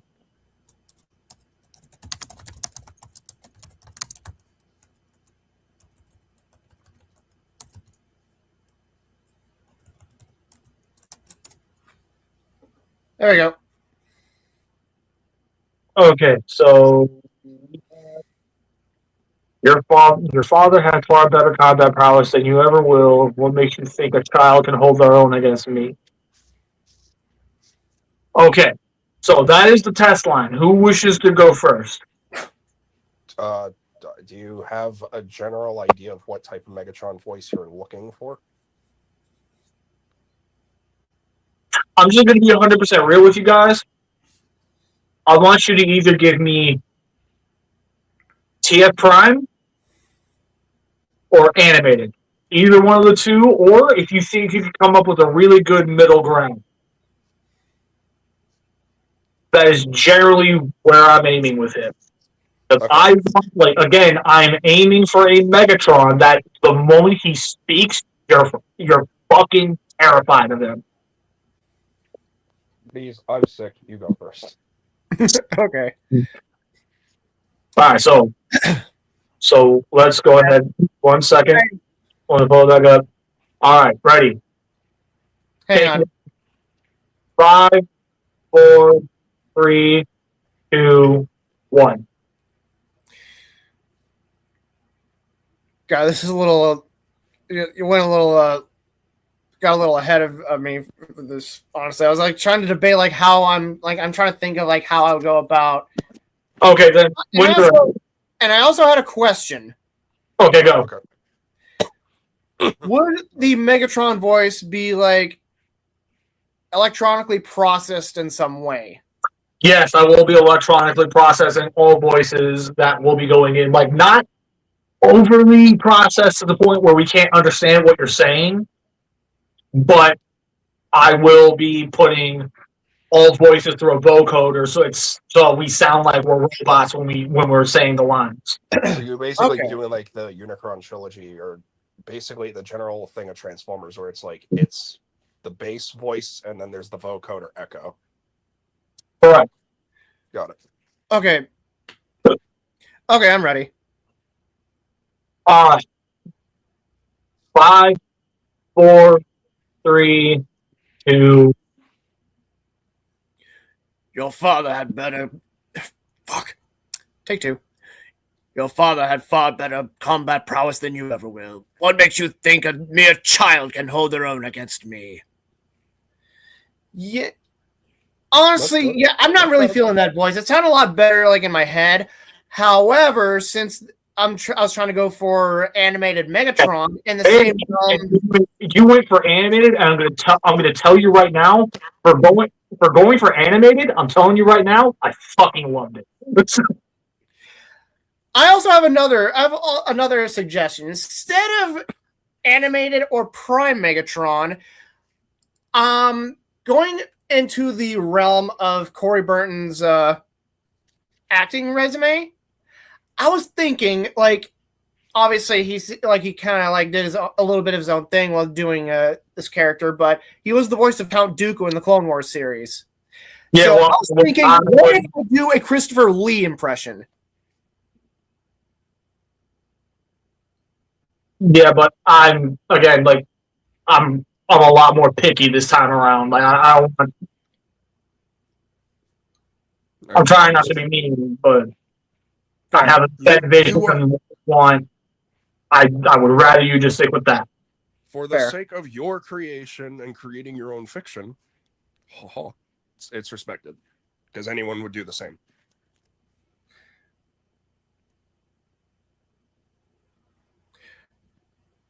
All right, so you still did like my animated Megatron, though, right? I did like the animated Megatron. However, if you're gonna make an attempt to do TFP, I'll let you go again.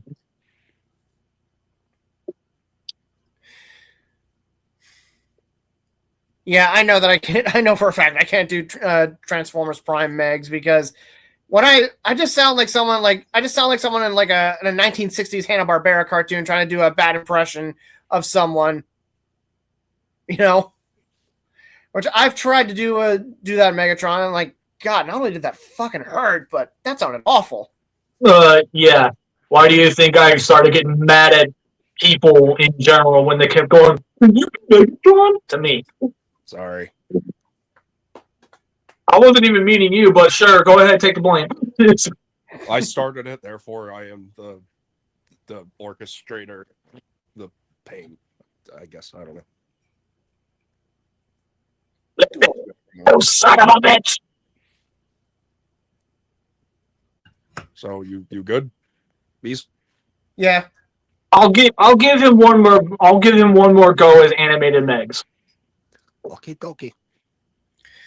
Okay. So when you're ready, Okay. 5, 4, 3, 2. Your father had far better combat prowess than you ever will. What makes you think a mere child can hold their own against me? That was better. That was better. Me the chills. Imagine how that would sound with the I was envisioning it. That's why my skin's crawling. Oh my god! He's got the happy bumps. the happy bumps. All right, so TFA's turn. Or even Quentin agrees that it sounded better. No dying. So I will be playing the role of a dying Megatron. All right, so You'll be playing Megatron when he talks to Unicron. I mean, that's not. No, that's not bad. That's not bad at all.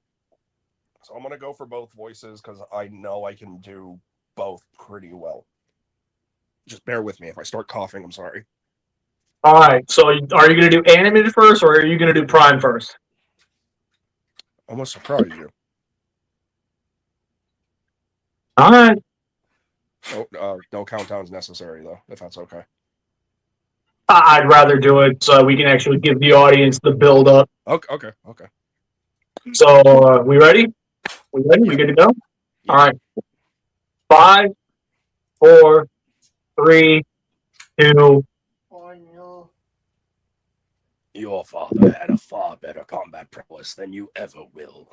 What makes you think a child can hold their own against me? Okay. So it wasn't pinpoint animated, but that sounds like you fused the two. I'm also working with a sick voice, but yeah. Fair, but even then, it sounds like you mixed the two, and I'm not gonna lie, I fuck with it. I like that. So even if you don't end up getting casted as Megatron, I'm not gonna lie. If you make an attempt to try out for 6 shot and you use that voice, you just might get him. I would say that like sound like you're whispering. Oh, shit. Did you hear me? Okay. I heard you. I can't. Quinton, I don't know what to tell you.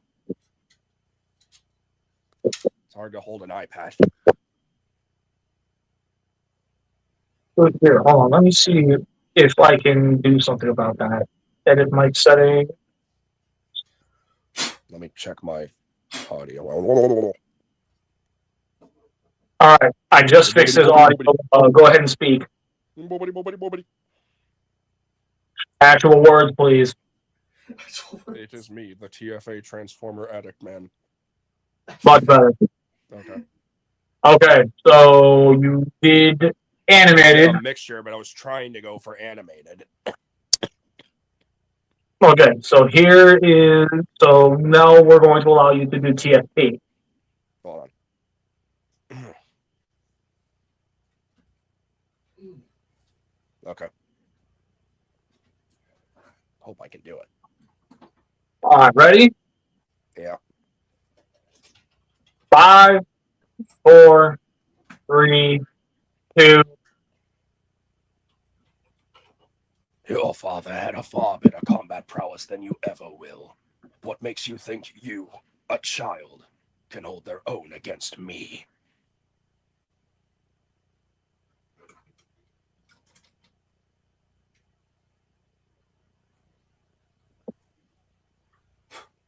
Oh no. So in case it wasn't already clear, I've already made my decision No. on who's going to be Megatron. And I'm going to reveal that here. But before I do, let's go ahead and talk a little bit. No I feel like Optimus in Age of Extinction. I escaped and took this form. So here is what we're going to do. So I really, really liked TFA's versions of Megatron. I loved the way they sounded. In fact, I would definitely love to use those voices at some given point. But given what I'm trying to do with Megatron, after hearing Ez's second attempt at doing the animated voice, there's no doubt in my mind Ez embodies Rebirth Megatron, so Ez gets the part. Taking advantage of a sick man. How could you? No, it's okay. I'm happy for That's you. ableism. I'm happy for you, Bees. Honestly, I was silently rooting for you because it's like that was really good. But yeah, no, like the first attempt, I liked it, but he didn't have that confidence behind it first, and I heard it, and it's like, I don't know, man, but when he did it that second time and he nailed that shit, it's like, oh my god. Yeah, I had to like go back in my mind, like how, like just the way he spoke and what his speech patterns.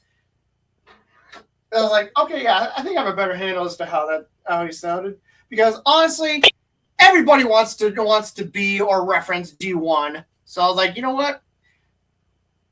I agree. I agree with BC's, his personal taste on how he wants Megatron. Nobody ever seems to reference animated. Like, we barely talk about animated Megatron. We talk about Frank Welker and Unicron Trilogy Megatron, Beast era, and the Netflix series Megatron. But we don't ever talk about Corey Burton's Megatron.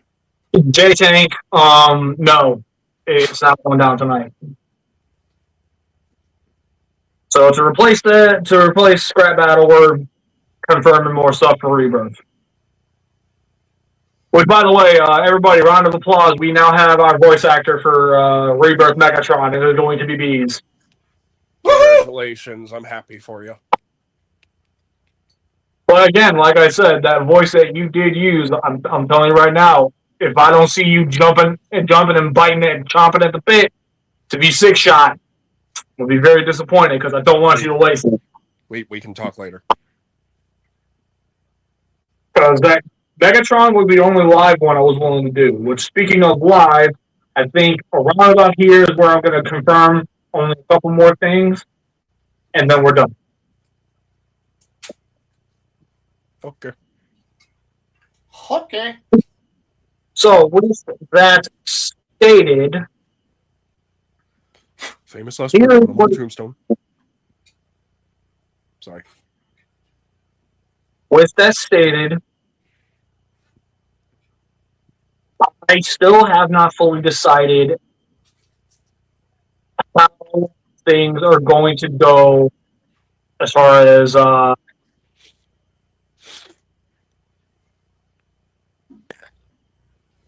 have not decided how voice and characterization wise Surge is going to sound. Not yet. I'm still kind of bouncing that one in my head.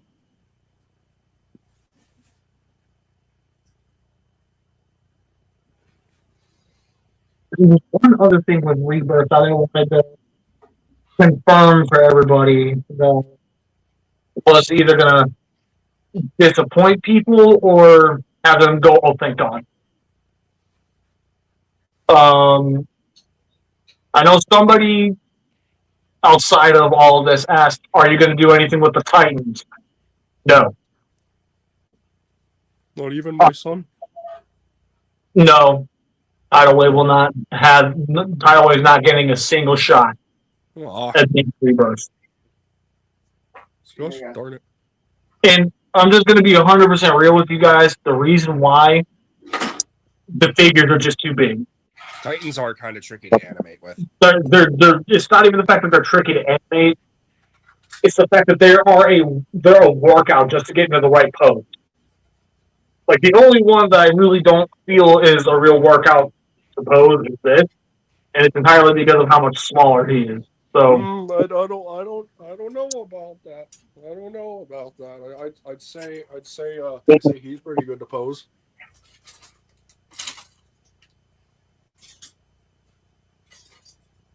yeah, but Star Convoy's knees won't fucking explode. That's a low blow.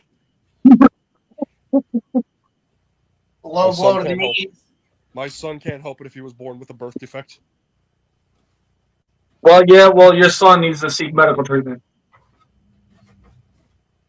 He doesn't need no medical. I performed the surgery myself. He's fine.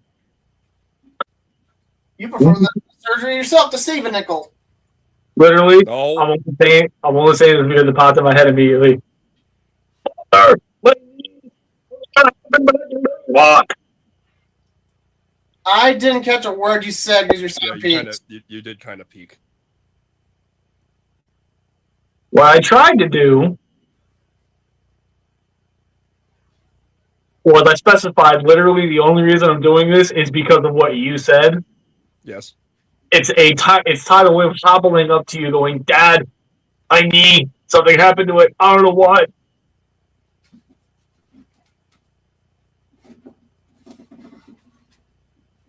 That's okay, son. I'll patch you up.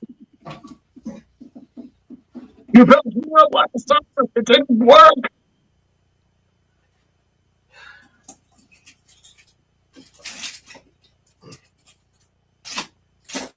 Well, any human characters making a man, fuck them humans. Who asked that? Quentin. Well, any human characters making it? No. Okay. That is another thing we're going to confirm with Rebirth. The entire no. takes place on Cybertron. No, they'll show up only to die. Okay, so don't listen to him for one. It's a visit-free Cybertron day, and everyone's like, "I'll play Cybertron." Squish. It's going to be a case of the only time you're going to see the human characters is at the end of Rebirth, and I'm not going to go full blown into detail on how it's going to happen. All I'm going to say is until that ending season, everything strictly takes place on Cybertron. Yes, it should be. So with that stated, oh boy, I think that's about it.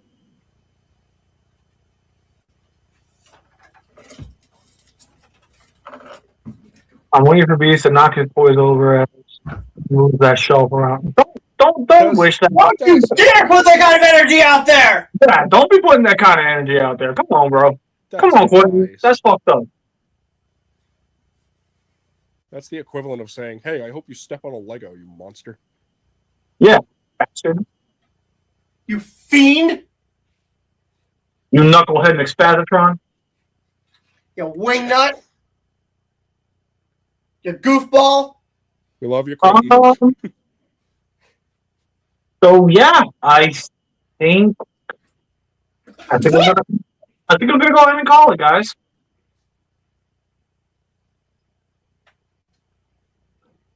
Oh, yeah, I think we're gonna go ahead and call it. So, Bees, if you could be so kind as to get the fuck back over here. In the forefront, you ain't no background character.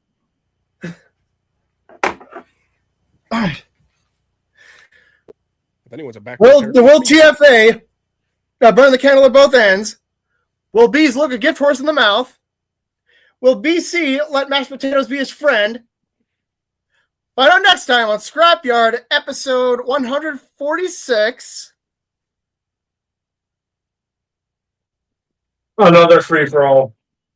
again? Yep.